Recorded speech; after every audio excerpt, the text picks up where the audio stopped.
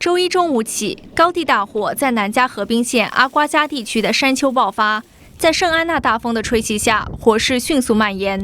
截至周一深夜，大火已经烧毁了3栋建筑，另有6栋受损。这个地区虽然人口稀少，但有牧场和移动屋社区。河滨县消防局发言人拉鲁索表示，已有4000位居民收到了撤离通知。If you received an evacuation order, please leave.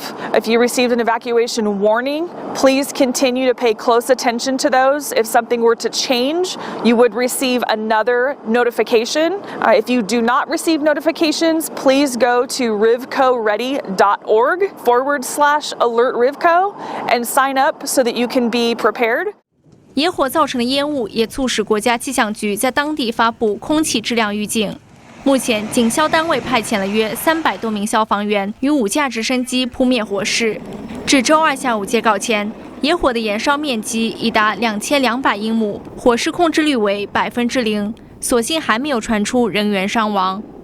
新唐人电视台记者张博元综合报道。